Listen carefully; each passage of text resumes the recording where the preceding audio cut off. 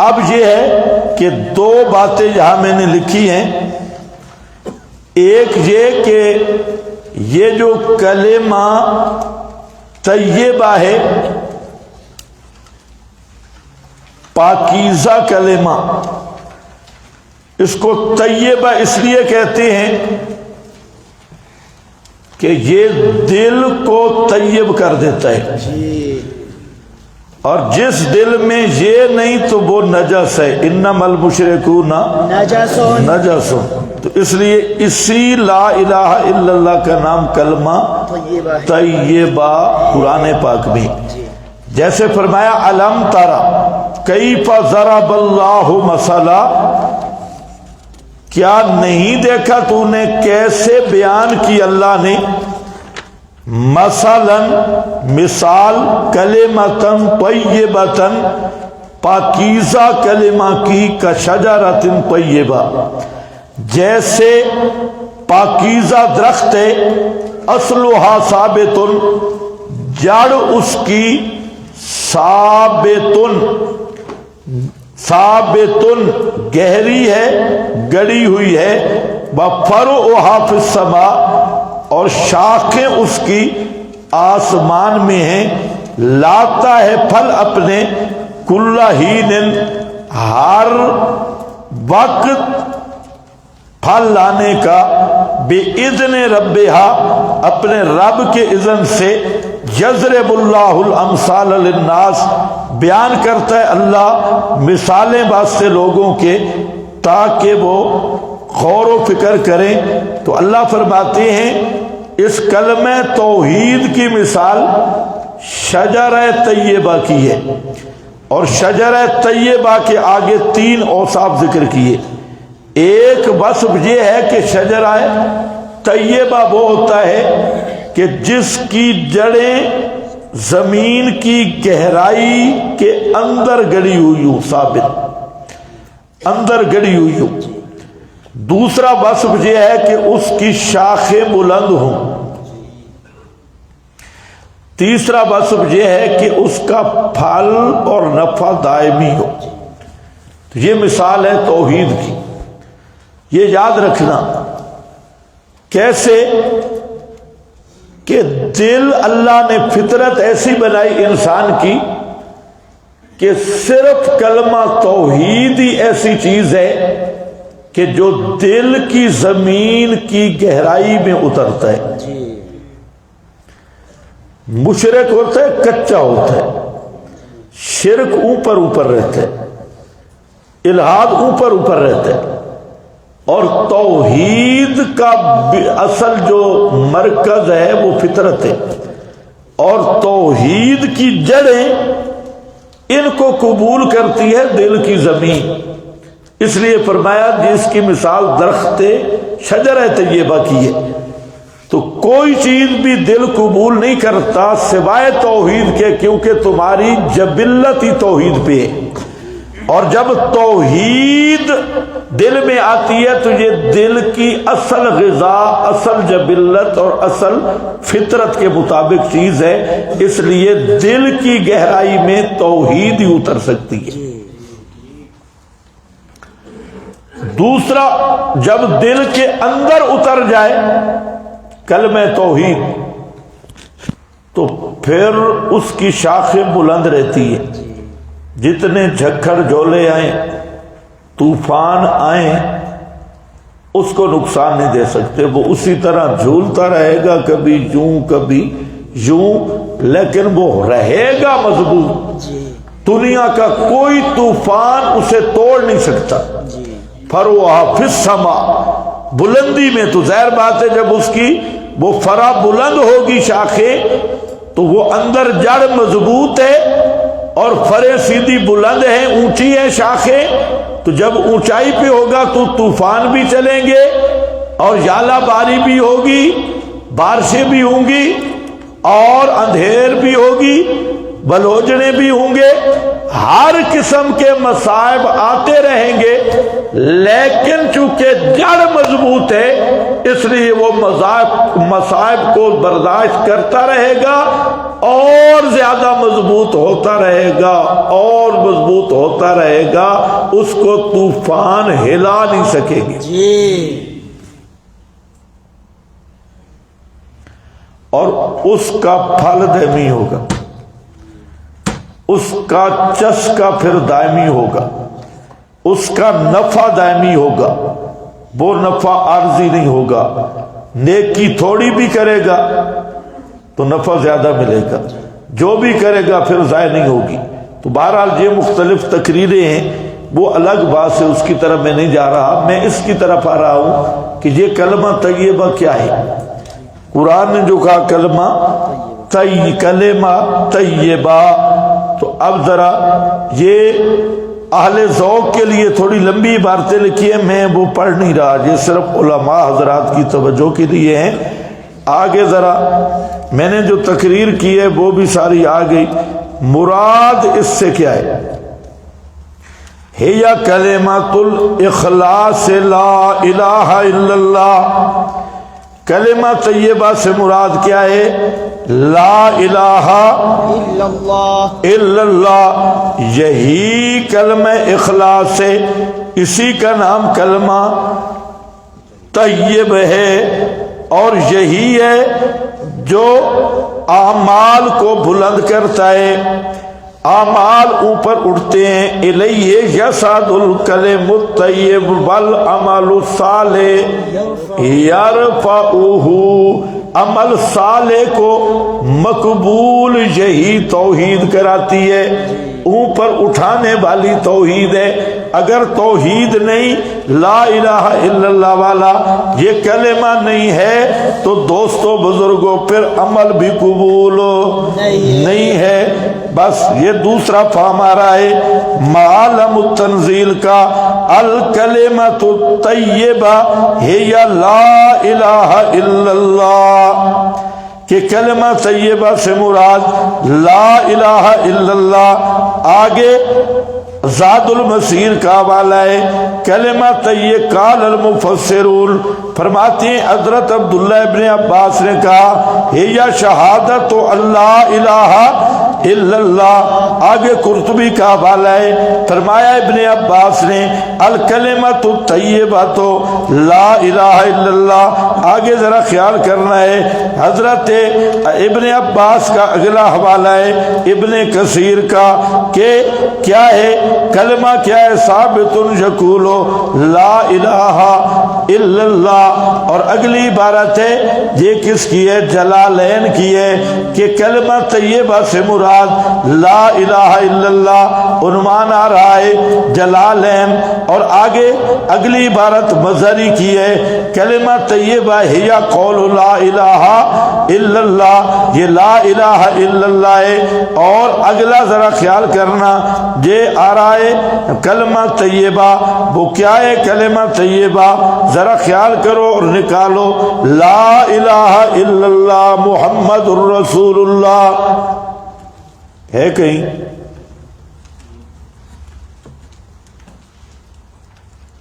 نکالو بھائی، عبارت نکالو۔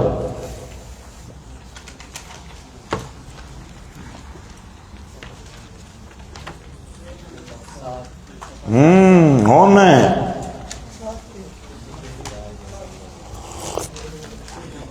جی، جلالین صفحہ 7۔ نہیں وہ آپ کہاں چلے گئے؟ اس کا حوالہ آنا چاہیے۔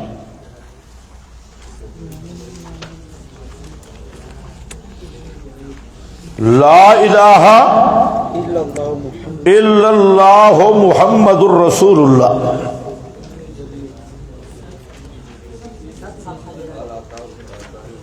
بھائی نہیں، 7 صفحے پہ نہیں جا رہا، صفحہ نمبر 6 پر بھی نہیں جا رہا۔ یہ پھر تمہارے کمپیوٹر کا کمال ہے کہ وہ اصل حوالے بھی نہیں ہے۔ ہونا ضرور ہے، آپ ذرا تلاش کریں۔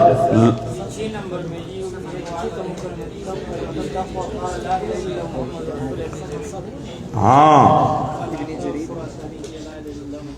ہاں سارے سوئے ہوئے ہیں، یہ تو پتہ ہے مجھے۔ صفحہ نمبر 6 وہ میں نے نہیں پوچھا، وہ ماخذ ہی اور ہے، وہ ماخذ یہ نہیں ہے۔ اس آیت کے تحت یہاں پر بھی حوالے موجود ہیں، لیکن میرا خیال ہے یہاں آئے نہیں۔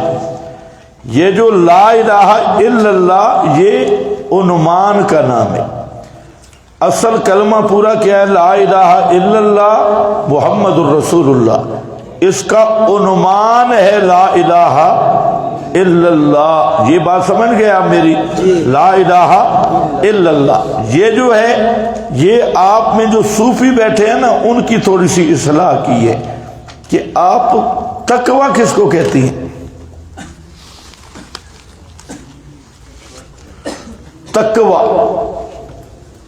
تقوی کیا ہے؟ تمہیں بڑی تعریفیں سنی ہیں تقوی کی، اور قرآن تقوی کس کو کہہ رہا ہے؟ الزمہم کلمۃ التقوی، اور کلمہ تقوی لا الہ الا اللہ، تقوی والا کلمہ بھی لا الہ الا اللہ۔ جو عقیدہ توحید میں للوڑے وہ پیر بنے تو بھی خنزیر ہے۔ الزمہم کلمۃ التقوی، لازم کر دیا اللہ نے ان کو کلمۃ التقوی، بے یقول و شہادت اللہ الہ الا اللہ، فہی کلمۃ التقوی رأس التقوی، سارے تقوی کی بنیاد لا الہ الا اللہ ہے، یہی توحید والا عقیدہ۔ آگے الزمہم کلمۃ التقوی لا الہ الا اللہ، یہی راز ہے اور یہی اصل ہے تقوی کی بھی۔ آگے سارے حوالے پڑھ لو۔ لا الہ الا اللہ محمد الرسول اللہ، ضمناً آ گیا کلمۃ التقوی کا معنی کیا ہے؟ لا الہ الا اللہ محمد الرسول اللہ، ضمناً بھی ایک موضوع ثابت ہو گیا۔ جی کل جو میں نے ذکر کیا تھا اس بات کلمہ، اس بات کلمہ، تو کلمۃ التقوی کا معنی کیا ہے؟ لا الہ الا اللہ محمد الرسول اللہ، تو قرآن سے ثابت نہیں ہے؟ ثابت ہے جی۔ کل والا موضوع یاد کرو، دو فرقے اور بھی تھے نا، جی کون سے بلا؟ ایک منکرین حدیث اور دوسرا روافض۔ تو کلمۃ التقوی ابن جریر اس نے اسانید سے یہاں نقل کیا کہ کلمۃ التقوی معنی ہے لا الہ الا اللہ محمد الرسول اللہ، تو قرآن سے ثبوت ہو گیا معنی کلمہ تقوی کا معنی لا الہ الا اللہ محمد الرسول اللہ۔ تو تین طریقے پہ میں اس بات کر رہا، علی ولی اللہ ادھر بھی کوئی نہیں، تین طریقے سن لو۔ ایک یہ کل میں نے بتایا تھا کہ شہادت اللہ الہ الا اللہ یا اشہاد اللہ الہ الا اللہ، تو اس کی تعبیر دو طریقے پہ ہے۔ ایک طریقہ ہے لفظ شہادت کے ساتھ، اور دوسری تعبیر ہے فعل شہادت کے ساتھ۔ لفظ شہادت کے ساتھ اس کی تعبیر ہو تو اس کا نام شہادت ہے، اور فعلی شہادت کے ساتھ اس کی تعبیر ہو تو اسی کا نام کلمہ طیب ہے۔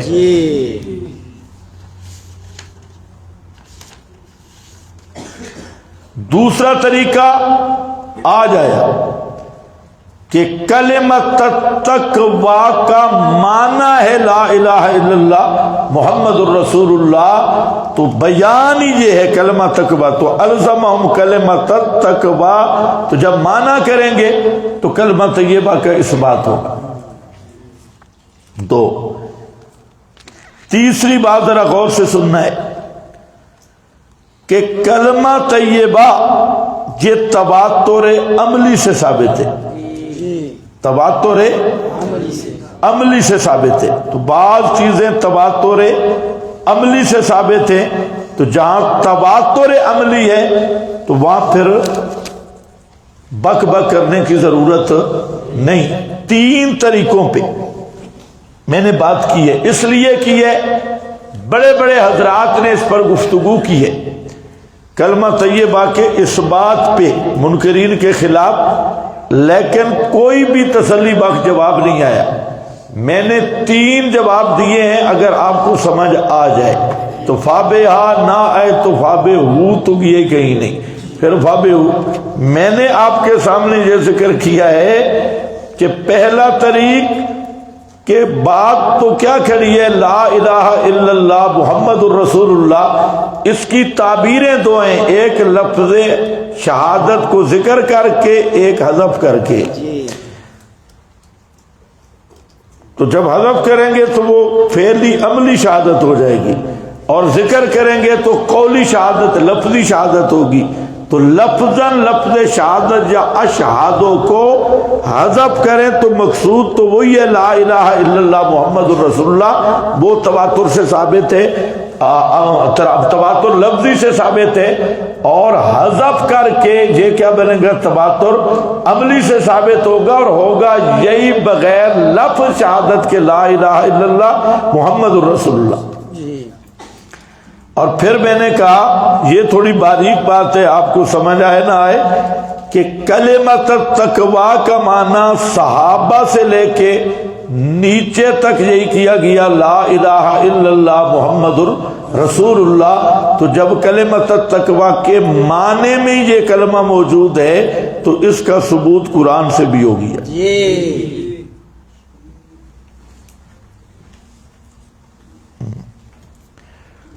ساتھ یہ بھی پتہ چلا کہ جز 2 ہیں، 3 نہیں. رد رفض کے لیے اتنی کافی ہے، جز 2 ہیں، 3 نہیں. علی ولی اللہ کہیں بھی نہیں. لا الہ الا اللہ محمد رسول اللہ، اس پر ان کی کتب کے بہت سارے حوالے آئیں گے. اب ذرا دیکھو احادیث اہل سنت، یہ آپ کے پاس لکھی ہیں. یہ آج کا ہمارا بس یہی چند منٹ دیکھ لو. احادیث اہل سنت میں آپ کو طریقہ بتا دوں گا. اس عنوان کے تحت یہاں احادیث تو بہت لکھی ہے. اس سے مقصد ہے آپ اگر سمجھ جائیں تو آپ کے دروس میں یہ ساری احادیث کام آئیں گی. اور یہ چلتے جاؤ.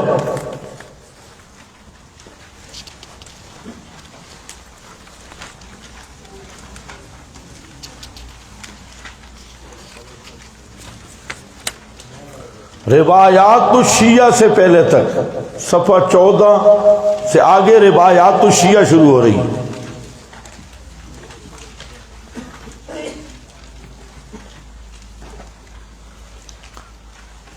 یہ تقریباً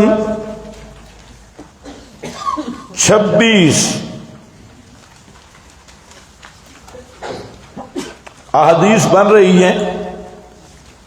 ان 26 احادیث لکھنے میں بھی 2 مقصد ہیں. ایک مقصد یہی ہے کہ جیسے قرآن میں آپ نے مسئلہ الہ کی اہمیت پڑھی، اسی طرح احادیث میں بھی اس مسئلہ کی اہمیت کا اہتمام کیا گیا ہے. یعنی قرآن و حدیث دونوں متفق ہیں. پھر بعض اشکالات ہیں جو عموماً حدیث پڑھانے والے اس خبط کا شکار رہتے ہیں، تو وہ احادیث میں نے جان بوجھ کے جہاں ذکر کی وہ ضمنی فوائد دوں گی، لیکن اصل مقصود جہاں بتانا ہے اہمیت مسئلہ الہ بزبان رسول صلی اللہ علیہ وسلم. اور احادیث اس میں کچھ نئی باتیں بھی آئی ہوئی ہے، وہ بھی آئیں گی. تو اس میں آپ کے پاس پہلی حدیث ہے، یہ کون ہے؟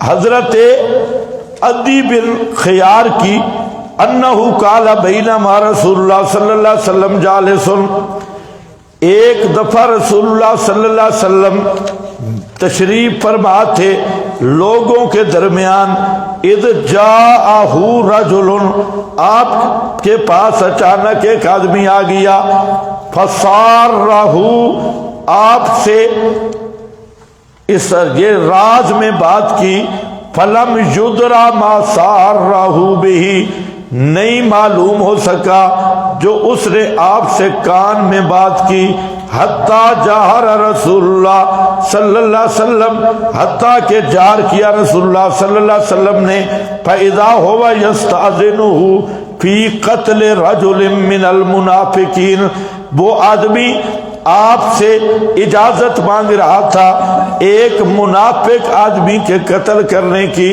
فقال له رسول اللہ صلی اللہ علیہ وسلم حین جہرا، جب اس نے آپ نے آواز اونچی کی جو ہم نے سنی تو آپ فرما رہے تھے، الیس یشہد اللہ الہ الا اللہ وان محمد الرسول اللہ، کیا نہیں وہ گواہی دیتا لا الہ الا اللہ اور محمد الرسول اللہ کی؟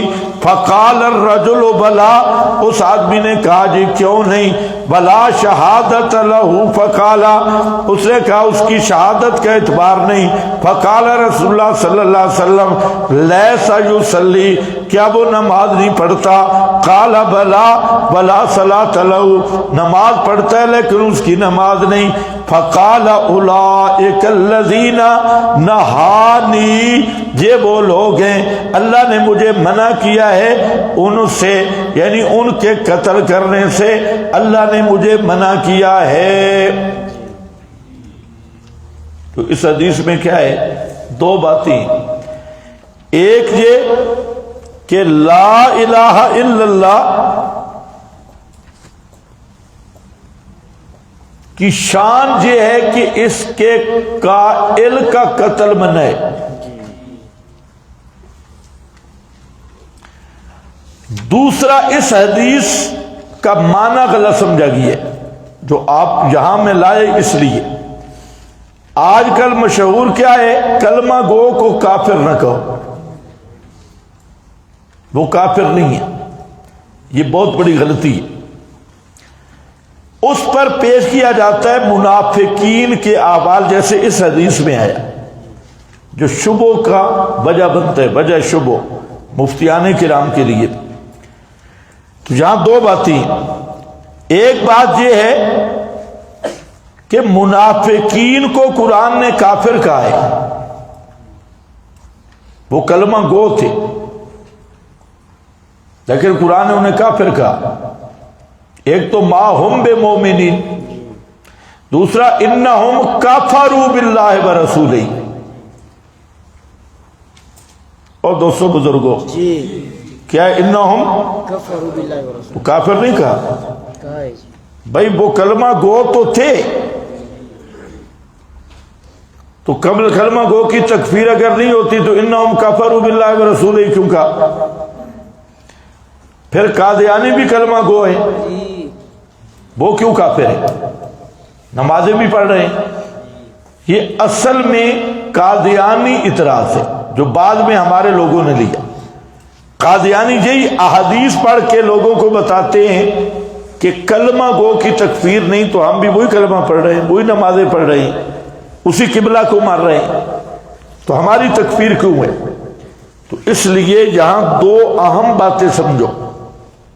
پہلی بات یہ ہے کہ منافقین کو قرآن نے کافر کہا ہے، یہ نہیں ہے کہ کافر نہیں کہا، جی لیکن احکام الکافرین ان پہ جاری نہیں ہوئے، احکام المسلمین جاری ہوئے۔ اس کی وجہ یہ تھی کہ ان کا جو کفر تھا وہ چھپا تھا اور ظاہر اسلام کرتے تھے، اپنے آپ کو کیا کہتے تھے؟ مسلمان، ظاہر اسلام اور باطن کیا تھا؟ کفر تھا۔ تو احکام الکفر ان پہ جاری نہیں ہوئے، میری بات ذرا سمجھو۔ لیکن آج بھی یہی مسئلہ ہے کہ اگر آدمی اندر سے کافر ہے لیکن کوئی علامات تکذیب نہیں اور اپنے آپ کو مسلمان کہہ رہا ہے تو ہم بھی اسے مسلمان کہتے ہیں. سمجھ گئے؟ جی یہ تو اسی طرح ہے. لیکن جو بات سمجھنی ہے کہ جتنے فرق باطلہ ہیں جن کے عقائد کفریہ شرکیہ ہیں یہ کس حکم میں ہوں گے؟ ان منافقین کے حکم میں ہوں گے جو آپ کے زمانے میں تھے یا زنادقہ کے حکم میں ہوں گے؟ تو تمام ائمہ متفق ہے کہ منافقین کے یہ خاص احکام تھے کافر، تھے جہنمی، مخلد فی النار، لیکن وہ ظاہر اسلام کرتے تھے تو ان پر احکام المسلمین جاری رہے. آپ کے بعد اگر معاملہ ایسا ہے کہ ایک آدمی کا کفر مخفی ہے، ظاہراً وہ مسلمان کہلوا رہا ہے تو ہم بھی اسے مسلمان کہیں گے، جی اسی پہ احکام جاری کریں گے. لیکن فرق باطلہ اور ان میں فرق ہے. وہ فرق سمجھو، یہ جو فرق باطلہ ہیں یہ کفر کو اسلام کے نام پہ پیش کرتے ہیں. جی وہ کفر چھپاتے تھے اور اسلام کو ظاہر کرتے تھے، اور یہ کفر کو اسلام کے عنوان سے ظاہر کرتے ہیں. ان پر احکام المنافقین جاری نہیں ہوں گے بلکہ ان پر احکام الزنادقہ جاری ہوں گے. پتہ نہیں تمہیں سمجھ بھی آئی کہ نہیں؟ احکام الزنادقہ جاری ہوں گے. وجہ کیا ہے؟ یہ غیر اللہ کی پکار، علم غیب، حاضر ناظر، سب صحابہ، ختم نبوت کا انکار اور انکار جتنے بھی یہ باطل فرقے ہیں اس کو وہ اسلام کے عنوان پر ظاہر کرتے ہیں. منافقوں اور ان میں کیا فرق ہے؟ جو منافق تھے وہ کفر چھپاتے تھے، اسلام کو ظاہر کرتے تھے. ظاہر مسلمان تھے تو شریعت ظاہر پہ حکم لگاتی ہے، اس لیے ان پہ احکام المسلمین جاری ہوئی. لیکن ان فرق باطلہ کو منافقین پر قیاس کرنا یہ جہالت ہے. کیوں کہ یہ جو فرق باطلہ ہیں یہ کفر چھپاتے نہیں ہیں، کفر کو اسلام کے عنوان سے ظاہر کرتے ہیں، اور جو کفر کو اسلام کے عنوان سے ظاہر کرے وہ زندیق ہوتا ہے. تو اس پہ احکام المسلمین جاری نہیں ہوتے، اس پر احکام الکفرہ جاری ہوتی. پتہ نہیں اللہ کرے آپ کو سمجھ آئی ہو. مجھے تو نہیں لگتا کہ 11:10 ہو چکے.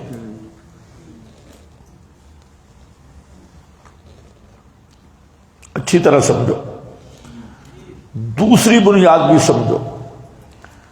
تمام ائمہ متفق ہے کہ نفاق کا حکم اور نفاق کا عنوان وہ پیغمبر کی زندگی کے ساتھ خاص ہے. پیغمبر کریم کی وفات کے بعد اس کی وجہ ہے کہ آپ کی زندگی تک وہی جاری ہے اور بباطن کا حال وہی سے معلوم ہو سکتا ہے، وہی کے بغیر نہیں ہو سکتا. تو جب وہی منقطع ہو گئی تو اب جہاں علامات تکذیب ظاہر ہو جائیں گی تو اس کو زندیق کہیں گے. احکام زندیق کے جاری کریں گے، نہ کہ احکام منافق کے. نفاق کے احکام نہیں جاری ہوں گے، احکام زند کا جاری ہوں گے. اس پر اچھی بات کی ہے مفتی محمد شفیع صاحب نے معارف القرآن میں. کیونکہ معارف القرآن ایک فقہی طرز پہ بات ہے، اس لیے میں کہتا ہوں قدوری اور کنز ہے، لیکن فقہی مباحث بات اچھی بھی کی ہے. یہ نہیں ہے کہ ہم مکمل ریجیکٹ کر رہے ہیں. 200 مقام ہے ایسا معارف القرآن کا جو جمہور اہل السنت کی تحقیق کے معارض ہے اور خود اکابرین دیوبند کے بھی خلاف ہے، اکابرین دیوبند کی تصریحات کے بھی خلاف ہے، اور محققین اہل تفسیر کے بھی خلاف ہے۔ 200 سے زیادہ ہے، اب تو 200 میرا خیال ہے 45 مقام نکلے، 200 والا کام پرانا ہو گیا۔ ایسے مقام ہیں تفسیر معارف القرآن کی، تو وہ ہم اس لیے کہتے ہیں کہ انہوں نے جواہر القرآن پر مفتیان کراچی نے فتویٰ دیا تھا، اور انہوں نے کہا جواہر القرآن کو پڑھنا بھی جائز نہیں، رکھنا بھی جائز نہیں، کیونکہ اس میں توحید کا بیان ہے۔ تو میں نے اس تقابل میں آپ کو بتایا تھا، پہلے بھی بیچارے ابھی بھی رو رہے ہیں، پھر میں کہہ رہا ہوں تھوڑا زیادہ رو لو، کہ جواہر القرآن میں تو تمہیں خامیاں نظر آ گئی، معارف القرآن کو کیوں نہیں صحیح کرتے؟ اگر مفتیان کراچی جواہر القرآن پہ اعتراض کریں تو جائز ہے، اور ہم معارف القرآن کے وہ مقام جو محققین اہل تفسیر کے خلاف ہیں وہ اگر بتا دیں تو یہ ہم اکابر کو نہیں ماننے والے، اور اکابر کے بے ادب بن گئے تو کوئی معیار بھی تو بتا لو نا بے ادبی اور ادب کا۔ تمہارے 2 ٹکے کے کراچی کے مولوی ہیں، اور خدا کی قسم یہ بڑی جگہ پہ بیٹھ کے مشہور ہو گئے، اگر ان کو یہاں ایسے مدرسے میں بٹھاؤ نا تو میں دیکھوں ان کے پاس آتا کون، ساری سہولتیں اور ایسی چیزیں اور بڑے لوگوں کا مال اور وارث بن کے، اور وہاں پر بیٹھ کے پھر لتڑیاں مارتے ہیں، لتڑیاں جیسے گدھا زیادہ کھائے نا وہ پھر لاتے مارتا ہے پیچھے آگے، اور فتویٰ دیا جا رہا ہے کہ جواہر القرآن کا مطالعہ ہی ناجائز ہے، مطالعہ حرام ہے، اور یہ اہل سنت کے خلاف ہے۔ ان الو کے پٹھے مفتی اور جاہل مفتی، ان کو یہ شرم نہیں آتی کہ تم نے جواہر پر یہ کیا تو کوئی مسئلہ نہیں، اور اگر میں نے کہہ دیا اور سچ کہا وہ رسالہ بالکل تیار ہے۔ تھوڑا سا میں کوشش کر رہا ہوں کہ تھوڑا ہاضمہ تیز ہو جائے، ہر سال میں ایک ہی کی چیز منائی جا سکتی ہے، سارے مسئلے آ جائیں تو پھر کام گڑبڑ ہے۔ وہ رسالہ آئے گا انشاءاللہ، اور اس پر محققین اکابرین دیوبند اور پہلے مفسرین کے خلاف ہے، جمہور کے خلاف ہے، اور وہ صاحب ہے یا اغلاط ہے معارف القرآن کی۔ تو ان کو کہو ہم نے کب کہا ہے کہ جواہر القرآن کوئی آسمانی کتاب ہے؟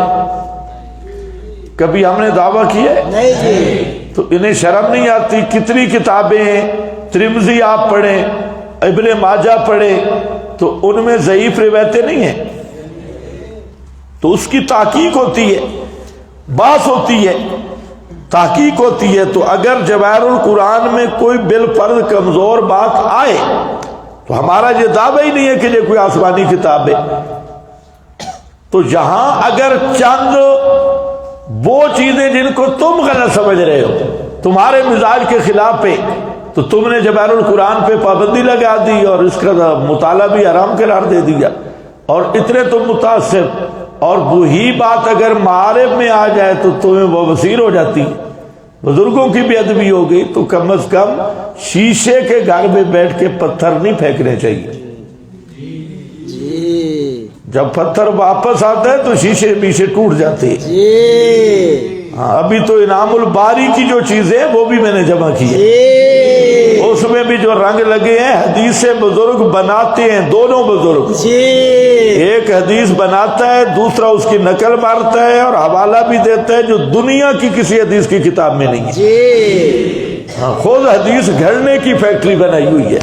تو اس لیے بہتر یہی ہے کہ ذرا اپنے قد کو دیکھ کے ٹانگیں پھیلانی چاہیے۔ تو معارف القرآن کی جب بات آئے گی تو پتہ چل جائے گا۔ تو وہاں بہرحال جو اچھی باتیں ہم لیتے ہیں، ہمارا مزاج یہ ہے کہ جو لوگ پہلے گزر گئے ہم حتی الامکان ان کو نہیں چھیڑتے، اور میں نے کل بھی ضابطہ بتایا، مفتی محمد شفیع صاحب رحمہ اللہ کا بھی ہم احترام کرتے ہیں، ان کے معارف میں بہت اچھی باتیں بھی ہیں، یہ نہیں ہے کہ ساری ایک جیسی۔ لیکن میں جو آپ کو بتاتا ہوں یا وہ چیز ہے وہ یہ بتاتا ہوں کہ ہر بات بزرگ کی ٹھیک نہیں ہوتی. یہ نہیں ہے کہ اکابر نے جو کہا تو بس سارا کچھ اندھی تقلید نہیں. جو ٹھیک ہے علی الراس والعین، جو غلط ہے ہم بے ادب لوگ نہیں ہیں، غلطی بتائیں گے وہ تو دین کا مسئلہ ہے. لیکن اس طرح کے فتوے دینا جو مولانا حسین علی معتزلی اور پھر جواہر القرآن مطالعہ کرنا حرام ناجائز، بھائی لوگوں کو توحید کا نہ پتہ چل جائے، تو ایسے جو الو کے چرخے مفتی ہیں ان کو ہم باندر کی حیثیت بھی نہیں دیتے. تو پھر ان کے لیے تھوڑی بڑی پگڑی بھی ہمیں ہلانی پڑتی ہے. جی ان عاقبتم فعاقبوا. تو ہم نے تو بار بار ان کو کہا ہے بھائی تم بالکل اپنی شلوار نہ اتارو، تم خود اپنی شلوار اتار رہے ہو، تم نہ ہمارے بزرگوں کو چھیڑو. کبھی تمہارے مدرسوں سے فتویٰ آ رہا ہے اشاعت و توحید والوں کے پیچھے نماز نہیں ہوتی. ہاں منہ سوڑا ہے نا. اور عقیدہ وہ ہے کہ خدا کی قسم ابو جہل بھی ان کے سامنے کھڑا ہو جاتا تو پیچھے اللہ اکبر کہتے ہیں. اپنی حالت یہ ہے. ہر مشرک کے پیچھے بھی نماز ہے، رافضی کے پیچھے بھی ہے، اور جو توحید و سنت کے محافظ ہیں ان کے پیچھے ان کی نماز نہیں ہوتی. میں نے کہا ان کو دیکھ کے ان کا وضو ہی ٹوٹ جاتا ہے تو نماز تو واقعی نہیں ہوتی.